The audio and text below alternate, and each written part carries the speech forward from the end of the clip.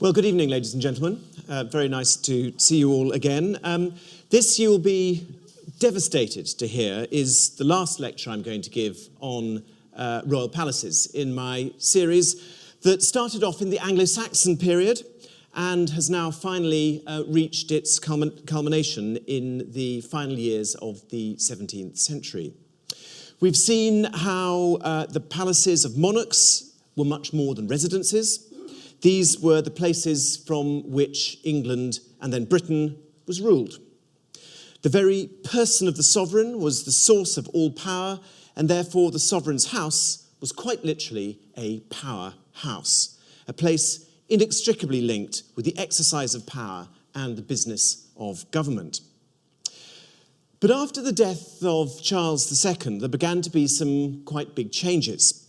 His Roman Catholic brother failed to hold on to the throne for very long, and he was effectively deposed by his daughter and her husband, William and Mary, who, in case you've forgotten what they look like, are on the screen.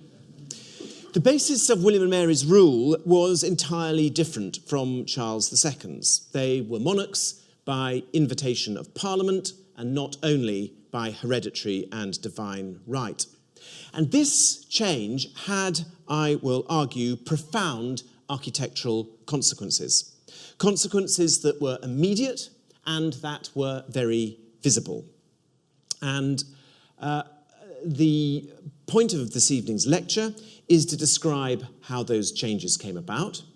They came about actually in a very complex and quite unexpected way. And so, in summary, what I want to try and demonstrate this evening is how the glorious revolution of 1688 brought with it a major watershed in royal building.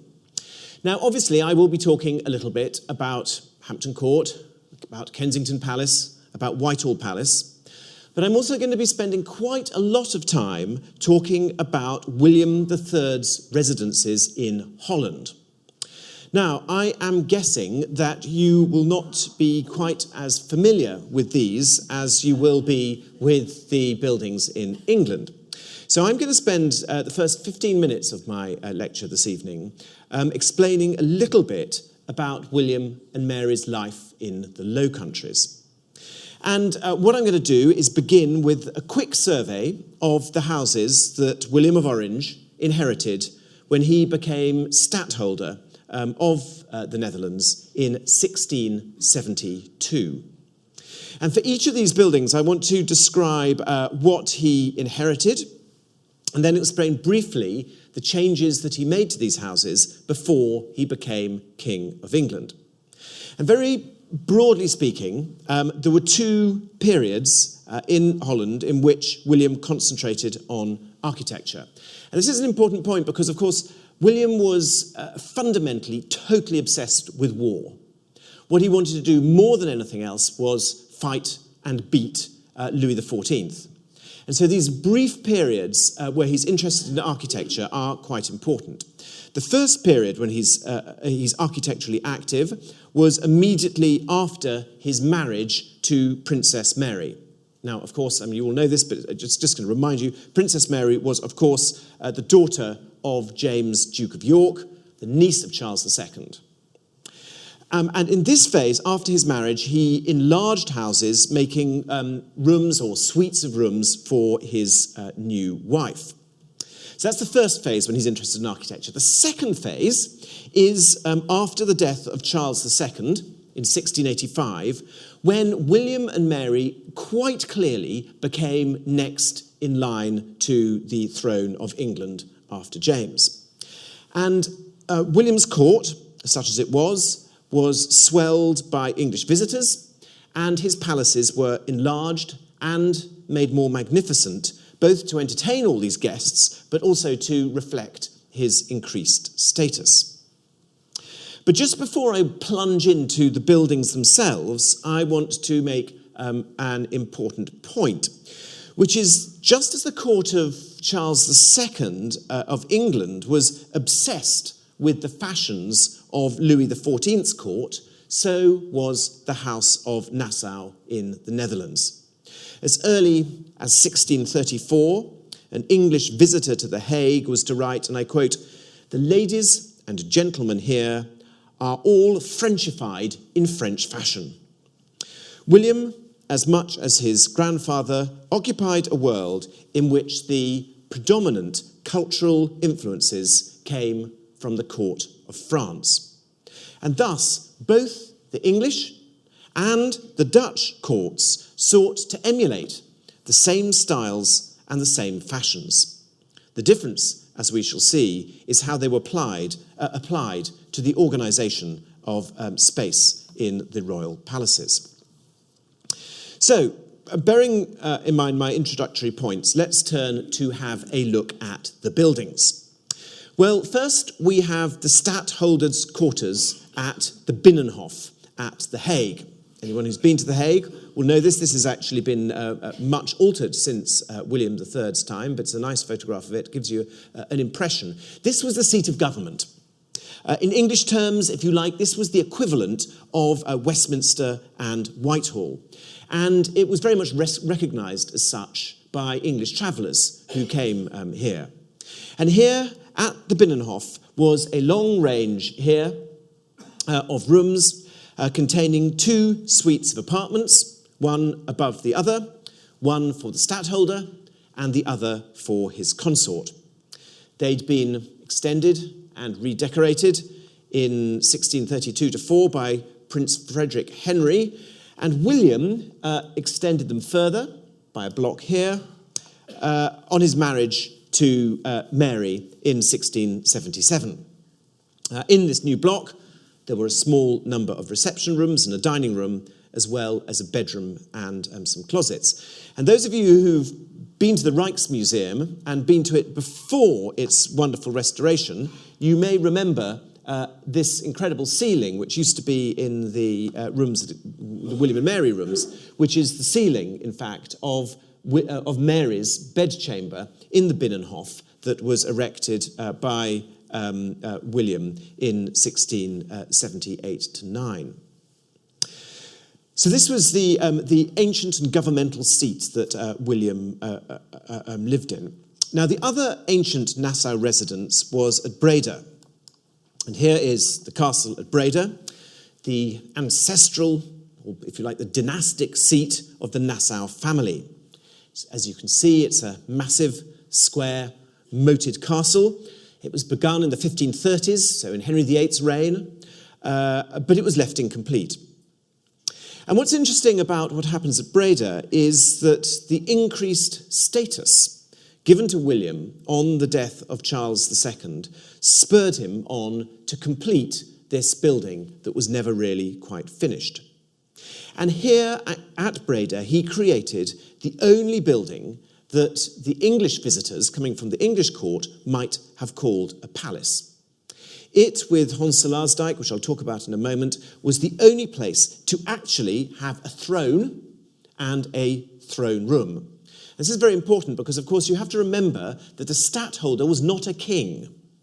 And so a stadtholder did not have a throne. And it was only after his elevation in status with his aspiration to the English throne that it was possible to have a throne. So this is a plan of the castle. Here's an absolutely colossal great hall here.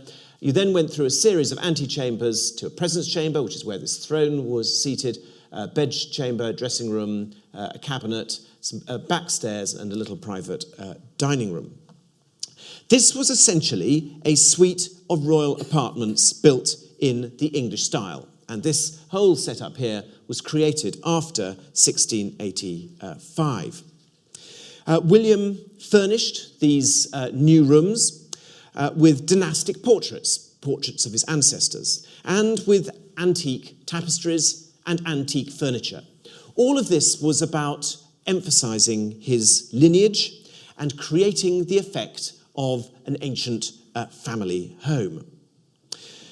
Whether this was in direct imitation of English royal houses that he knew from his trips across the Channel is unclear. But what is clear is that after 1685, William did have one residence which in plan and in decoration was very similar to the palaces that he'd inherit after 1688. Well as these two sort of venerable palaces at Breda and at The Hague, and I think you could look at them in equivalent terms to Whitehall and Windsor. There were three modest country houses, perhaps you could say similar in function to Hampton Court, to Greenwich, and to Richmond. And the oldest of these, William inherited from his grandfather, Prince Frederick Henry, and this is House 10 Newburgh, which you see here. This had been begun just outside The Hague at Ryswick in 1630. Now, unfortunately, this was pulled down in 1800, but it's a very important building architecturally because it was designed on what I'm describing as the French pavilion system. Now, this is a very, very important concept. And when you arrived in this room this evening, you probably didn't know much about the French pavilion system. When you leave, you may feel you know just a little bit too much about it. The system basically is to lay out your house not around a courtyard, but with a number of pavilions. And in the pavilions, you would have your residences. And in this particular palace at 10 Newburgh, there were these remote pavilions here, linked by galleries to the main body of the house. And this is, as I will go on to show you, is very much a sort of French concept, and it was the mainspring behind another country residence, which is Honselaersdijk, which you see a plan of here. Honselaersdijk was 7 miles from The Hague, in the direction of Delft, and it was William's father's principal house, built in the 1640s and the 1650s. We don't know who designed it, but we do know that a French architect called Jacques de Vallée was involved in its conception. It was totally demolished in 1816, but it's well recorded, and I've been able to reconstruct this plan. And you can see here, again, this the influence of this pavilion system, where these self-contained little residences, your presence chamber, a bed chamber, your wardrobe and closet, and it's imitated here. So you'd enter the palace into a great hall. There's an antechamber, and the stadtholder's side and his consort's side would be either side here, and then the galleries linking those to further pavilions beyond there. Now, this was based almost entirely on this French pavilion plan, which was first expressed, really, at the Palais du Luxembourg in Paris. This is Mary de Medici's residence. And you can see here these pavilions, 1, 2, 3, 4 pavilions off the state rooms with galleries running out to them to further sort of subsidiary pavilions down there. And we know that Mary de Medici was so proud of her palace, the Luxembourg Palace, that she had plans made of it, which you see here, which were then sent across Europe. And Honselaersdijk was one of the closest progeny of the Luxembourg Palace, to the extent that at Honselaersdijk there were massive portraits of Mary de Medici and Henry IV of France. And I think you can sort of get the similarity between those if you look at them like that. So Honselaersdijk became William and Mary's principal country palace, the only residence other than Breda to have a throne. So just going back, so he'd have a throne in this room here. After 1685, it was then, again, densely hung with paintings of William and Mary's Stuart forebears to emphasise this sort of connection. So then we have House 10 Boss, which basically means house in the wood, which was given to William in 1686. Now, this one had been started by his grandmother, Amalia. It was started in 1645 as a country seat for her retirement and for her dowagership. It was designed by Pieter Post, who was appointed official architect to the stadtholder in 1645, and by Jacob van Kampen, the chief exponent of Dutch classicism. The house was a square villa. It's been sort of Victorianised, but it's still there, and it looks broadly. It reflects, broadly speaking, the way it looked in the mid-17th century. It had a domed central hall. You can see there's a great central dome there, and it was very much based again on these French plans.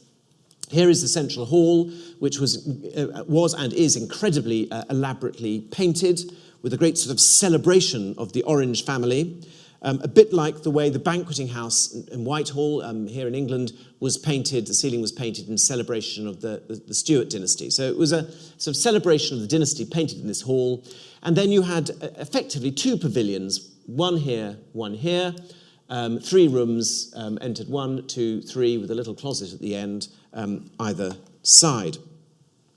And as I said, in 1686, this house was made over to William III, and he took this apartment here, and Princess Mary took this apartment here. So those were the bigger houses, and then as well as those, there were 3 small hunting lodges.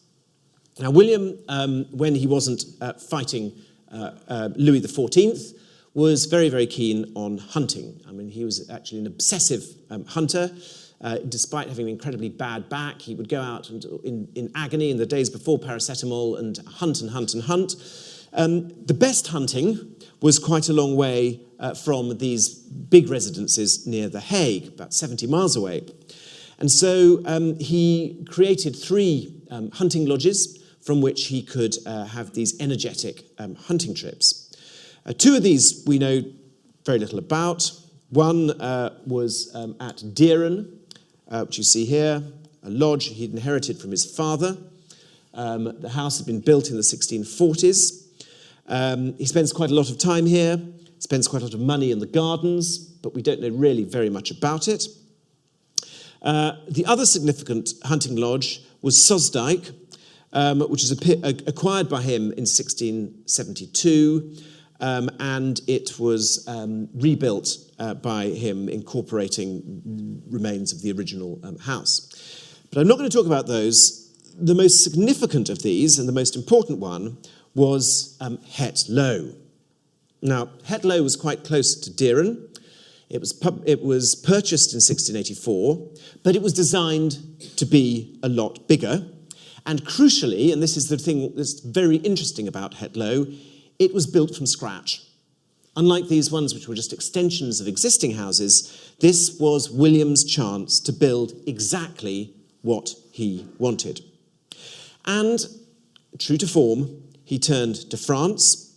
He seems to have approached Louis XIV's Royal Academy of Architecture for preliminary designs, probably in late 1684, so just before Charles II's death.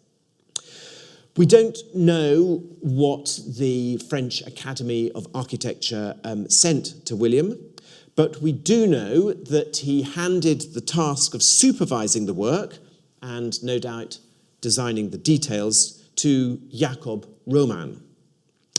The work was tendered. That happened even in the 17th century, in April 1685, and there's a date on Headlow to this very day that says 1686. The house was essentially a villa based on the Palladian villas, and this is an example of one. This is the Villa Thani, and you can see you've got a main block here connected by quadrants to 2 pavilions. And this is, in fact, what is built at Headlow. Principal lodgings here, connected by these quadrants to service wings and galleries. And, of course, being the great gardener of Europe, surrounded by fabulous gardens. In the central block here, There were also very important French influences. There was a central hall and a stair leading up to the first floor, either side of which were identical suites of apartments, one there for the stadtholder and one there for Princess Mary.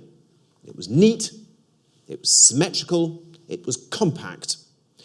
But this house, in many ways, was very old-fashioned. It could have been designed at any time after about 1650. This is exactly the sort of thing that had been being built since the mid-century. Right, at breakneck speed, I have tried to introduce you to William III's houses in the Netherlands. In plan and in form, they were French. They were built on a modest scale, and with the exception of the castle of Breda, they were nothing like any palace in England. So, what happened when William III in 1688 arrived at Whitehall? Well, his uncles, Charles II and James II, were born into the most formal and stuffy court in the whole of Europe. A court obsessed with rules, regulations, and etiquette. They both, Charles and James, had an acute and well-defined sense of their own regality. Much of their daily round was spent acting out the rituals and roles of monarchy. But life in Holland was fundamentally different. William was not a king, and he had never been treated as such. In England, the court mainly comprised rich and powerful aristocrats who not only held the numerous court offices, but were also provided with extensive lodgings. In Holland, the nobility played a much, much lesser role. Politically, they were nothing like as influential. The towns had all the votes on the states or the provincial assembly, and not the nobles. So there was no pressing need for an aristocracy to dance attendance on William, so his court was much, much smaller, it was much less formal, and William didn't have to devote any time to keeping them happy, to prevent them from feuding. So the design of English royal palaces had sprung out of 180 years of experimentation in etiquette and architecture that had started from around 1500 and that I've described in my last 3 lectures. The rooms in an English palace were highly stratified and restricted. They were divided into zones with very specific rights of access. Everybody had a set role and knew how it related to the rules of the court. This was all a complete foreign country to William III. Although he had visited the English court on 3 occasions, in 1670, in 1671, and 1681, and he was fully conversant with its cumbersome formality, he had never tried to imitate it in the Netherlands. His palaces were much more private and much more domestic. He quite simply did not need or want all that space. He had no fawning nobility, no hungry heir, no demanding mistresses, no pensioned-off royal family, and not even, in fact, a royal council. So, he turns up here. This is Whitehall, this is the Lord Mayor's procession. This is Whitehall more or less as it was when William arrived. You can see it here. Huge, absolutely vast, covering 60 acres. Looked at from the river, completely incomprehensible jumble of building. William immediately took a dislike to Whitehall and essentially discounted it. He had no interest in the palace whatsoever. It was large, it was dirty, it was overpopulated, it was public, it was urban, all the things that were calculated to turn him away from it. It was also, as it happens, very damp and low-lying and surrounded by hundreds of belching chimneys spewing out coal smoke. This was not the place for an asthmatic like William. So in response to this repulsion, as everybody knows, within weeks of their arrival, William and Mary devised what we might call an accommodation strategy, and it was very radical. Henry VIII had been responsible for uniting within one building, within Whitehall Palace, the private apartments of the monarch and his public functions. This was the architectural expression of personal government by a sovereign. On the first floor were the rooms where the king lived. Directly underneath them were the rooms where the various ministers and court officials exercised the administration of the country. This was the body politic unified in one person and in one building. And this co-location of personal and state space in royal residences had been the hallmark of English royal buildings from the time of Henry VIII to James II. But William and Mary's strategy, implemented immediately in 1688, broke this tradition. What they decided to do was implement a tripartite arrangement. First of all, they had to accept that they would have to have a full-blown English-style royal palace for the great occasions of state. This was not to be Whitehall. It was to be Hampton Court. This palace was to be rebuilt with all speed for the theatre of the English monarchy. Whitehall was to remain the business palace, not a residence. If you like, it was William III's office. And William and Mary resolved to live within easy commuting distance of their office out at Kensington. A road was quickly built from Kensington to Whitehall, which was the first in England to be continuously lit at night. Kensington was to be their home, and they moved in within 10 months of ascending the throne. William never moved into Whitehall. This scheme was at complete variance with anything that had been built since the Middle Ages. But although they didn't know it at the time, this was to set the pattern that was to exist from then to the present day, a theme that I shall return to at the end of my lecture this evening. So let's have a quick look at what was built for William and Mary at Kensington. Well, first of all, there is the house that they purchased from Lord Nottingham. It was a Jacobean house with a central hall and rooms to either side. It would clearly need extending, even for William's modest requirements. And the solution, I think, is of great interest. The idea was to extend Nottingham House by the addition of 4 corner pavilions and a long gallery connected to an entrance on the east. And here is a drawing by my friend and colleague Edward Impey, which shows the intention. And you can see here, you can just see the Jacobean house squeezed in the back there. And here you see very clearly the pavilions on the corners and a gallery off to one side. The southeast pavilion was the king's, 3 stories high with attics, linked by a privy stair from top to bottom. On the ground floor were his privy lodgings, the principal floor his bedchamber and a couple of closets, and above these, on the second floor, some more closets. The northeast pavilion was to contain the council chamber, and the other pavilion was for the Queen, arranged similarly as the King's pavilion, and the southeast pavilion contained a stair leading up to the principal floor. And in the old house, in the middle, see here, there was a shared presence chamber leading to the King's and Queen's pavilions. Well, given what I've told you of William's predilection for the French pavilion plan in the Netherlands, this should be of absolutely no surprise. But let's just for a moment have a look at the history of this sort of plan in England. Because before the Civil War in England, it can't really be said that any house, let alone a royal palace, was significantly influenced by this French pavilion plan, nor indeed by French fashions in planning more generally.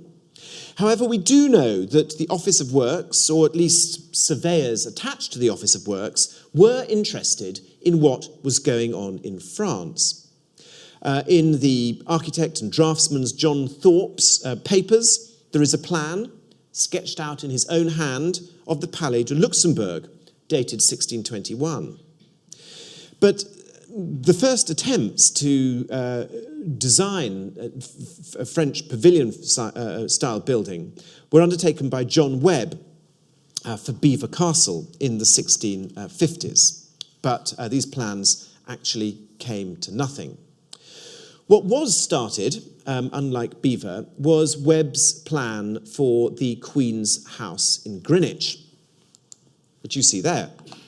In 1662, he proposed a plan to extend the Queen's House by a series of pavilions. The Tudor Palace at Greenwich, as we've heard in previous lectures, had been rendered completely unusable during the Commonwealth, and Charles's initial intention was to rebuild it and bring it back into use as one of the monarchy's principal residences. He didn't have enough money to make this happen, and anyway, his plans changed. But John Webb designed a number of schemes, and amongst these was this one. This is a plan to expand the Queen's House to take 4 apartments. There's the bit that exists now. This is in the first floor level. And here are the 4 pavilions that he proposed. 1 for the King, 1 for the Queen, and 1 each for the Duke and Duchess of York. And each of these pavilions was going to be linked to its own little presence chamber. So you had this sort of mini little royal palace. I mean, those of you who've been to the Queen's House know how small it is. So this is all absolutely Tom Thumb stuff going on. The foundations for this were actually dug, but it was never completed. Webb slipped into retirement without ever introducing the concept of a pavilion apartment into a royal house. In fact, the only other house of the period that I have found so far that was planned on a French pavilion principle is Ragley Hall in Warwickshire. And this ended up with a plan very, very similar, actually, to the Queen's House, with a central hall, and then 4 residential pavilions, 1, 2, 3, 4, each with an anteroom in the main block. It was designed in about 1678 by Robert Hooke for Lord Conway, Charles II's Secretary of State. So, the appearance of this pavilion plan in 1690 was a backwards glance to a fashion that had briefly flowered in the 20 years after the Restoration. It was also, I think, a backward glance for William.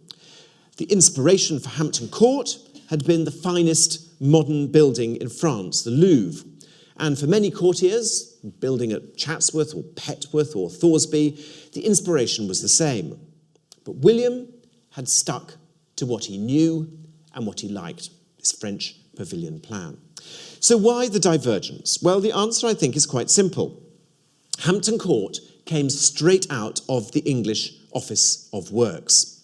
Its ancestry in plans stretched back through Charles II's Whitehall and Winchester to Henry VIII's palaces in the 1530s. Although in style, Hampton Court was aping Louis XIV's great metropolitan palace at the Louvre, this was a royal palace built for state ceremonial. Kensington was very different.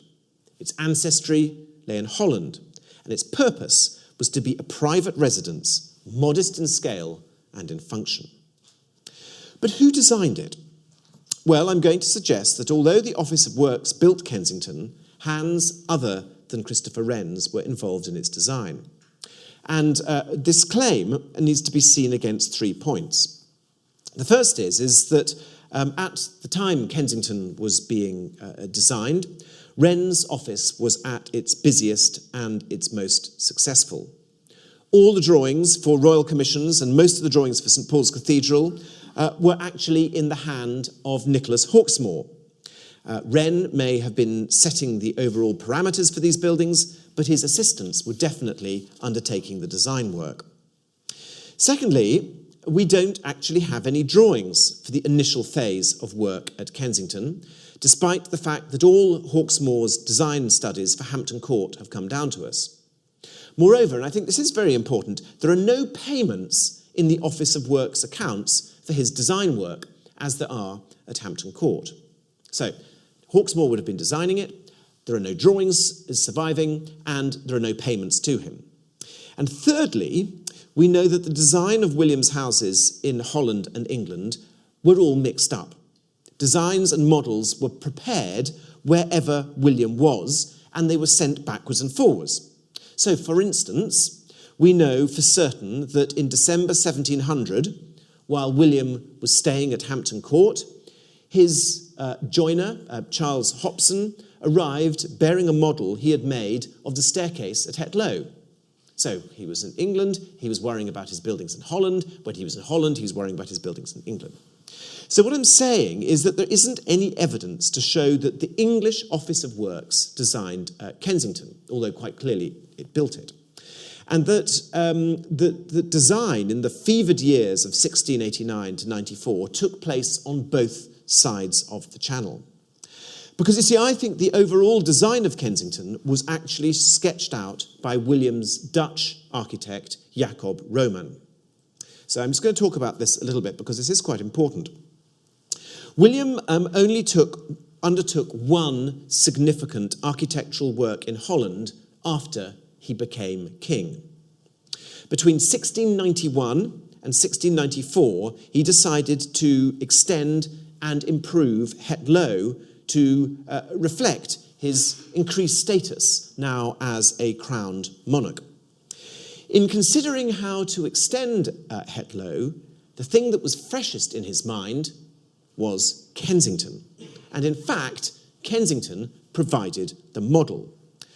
The quadrant colonnades, which I described being built earlier, were removed, and exactly as at Kensington, Jacob Roman added 2 pavilions to the central block. These 2 pavilions added on here. At its corners, he then added 2 mini pavilions here to link with these connecting ranges which went out to the service wings at the front. In plan, he basically reproduced Kensington, but in appearance, he had actually created in miniature Versailles. So here we have got the original block. Here are the 2 pavilions he adds on, as he does as added on at Kensington. These extra little pavilions here, the galleries, and here is Versailles. Main original block, these pavilions coming out here, and these long lines. Don't ask me what all these things are. I pinched it off the internet, and I didn't notice them. So, sorry, but just ignore that. That's not meant to be significant. And so, both at Headlow and at Versailles, you have this effect of gradually receding compartments, focusing on the entrance front, giving the palace a sort of grandeur and size that it didn't really have, because you can actually see it, and those of you who've been there know it's really quite small. In 1694, Mary died of smallpox. William was utterly grief-stricken, but he soon picked himself up, and he embarked on a new life in which dining in public and attending council meetings would now be a regular feature. And the architectural consequences of this were twofold. First of all, work stopped dead on Hampton Court. To be honest, work at Hampton Court had only ever really been possible because Mary had been supervising it. William was away every year for the entire building season, for the whole of summer season, because that was the time he was campaigning on the continent. And without his wife there to keep an eye on the building work at Hampton Court, it was impossible to continue with such a massive project. The second consequence was that without Hampton Court, and with his revitalised court life, William needed a residence slightly larger than his modest pavilion at Kensington. Before the Queen's funeral on the 5th of March, plans had already been prepared for the extension of Kensington. The solution adopted was the construction of a new block containing a gallery across the face of two of the pavilions, giving the palace a new facade. But now, ladies and gentlemen, the cross-fertilisation was working the other way. This new building in London had motifs copied from Headlow. I'm going to refer you to these tall pilasters and this sort of strange sort of attic arrangement here, and these great big tall brick pilasters all over Headlow and the other side as well, and these tall attics, very much a feature of both buildings. So let's put all this together and see what it all means. Well, we know that Jacob Roman, the designer here, left The Hague to join William at the English court in December 1689. This was too late to participate in the design work for Kensington in person, but not too late to see the building on its way. We also know that the brilliant interior designer, Daniel Marot, was in London too, in exactly the same sort of shadowy role. Could Roman have provided the Office of Works with some drawings to show how his royal master liked to live in Holland?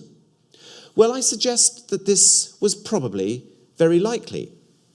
If William had to have the English solution at Hampton Court, he was determined to have what he was familiar with at home at Kensington. But there's more to all of this than the architecture, because, of course, 1688 and the Glorious Revolution redefined the balance of power between monarch and parliament. Although William had come to England backed by a massive military force, he was actually invited to take the throne by parliament. He was king by invitation, not by divine right, or even by right of force. Therefore, what we were looking at in my last lecture was wholly inappropriate. William's own personal predilections and the shift in monarchical power thus coincided. So in reality, the Glorious Revolution of 1688 set in place the decline of the court and the waning of the monarch's executive power. Increasingly, daily government and monarchical power were parallel but entirely separate parts of the body politic. William, by preferring his more private way of life and physically separating his residence from the functions of government, had actually hastened this process. Even more interestingly, for the buildings in which he would be forced to exercise the tedious rituals of court life, he chose and needed English architects, building in the tradition of English palace design. But for the private side of his life, he, I think, could rely on his own architects, creating what he was familiar with. In 1698, chance reinforced this process further. Whitehall burnt down, and the offices of state, previously co-located with the monarch, were now housed in the remains of the west side of Whitehall. So Whitehall, if you remember, is divided into two parts. There's the east side on the river, which is where the monarch lives. There's the west side on the other side of the road, which contained tennis courts and lodgings belonging to courtiers. The residential part on the east side was completely burnt down, and so all the offices of state had to move out and re-establish themselves on a temporary basis in the tennis courts, in the cockpit, in the lodgings of the Duke of Monmouth. And because of the nature of the English constitution, that temporary solution is still working today. And if you ever get the chance to go into 70 Whitehall, which is the Cabinet Office, you will be walking into the tennis courts built by Henry VIII and altered by Charles II. And if you go into 10 Downing Street and you go downstairs into the staff canteen where you can get a cup of tea, you actually see exposed some of the original walls of Whitehall Palace where the First Lord of the Treasury, temporarily moved in the 1690s.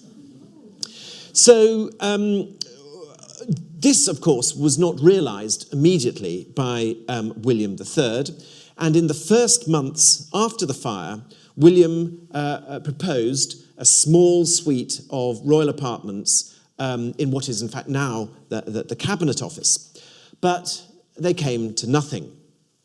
Instead, Queen Anne relocated the central London ceremonial functions of the monarch from Whitehall to St James's Palace. What William had started as a preference became enforced reality. There's no way anyone now could live in Whitehall unless they actually rebuilt it.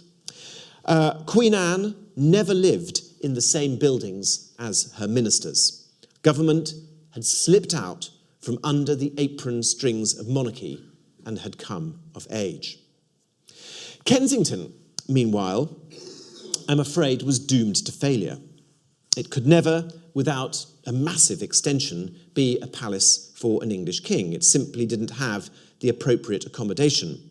It was too small for the reduced ceremonial functions of the monarchy, even after George I, and it was too close to St James's Palace to be a country residence. So by the accession of King George I, England was being governed from Westminster by ministers accountable to Parliament, while King George lived in one of Henry VIII's secondary palaces, small, low, old-fashioned, and architecturally unprepossessing. The heyday of the royal palace was over. Buildings that had previously been houses of power were now mere citadels of ceremony. 1,000 years of tradition lay shattered before the Glorious Revolution, and Britain's palaces would never be the same again. Thank you.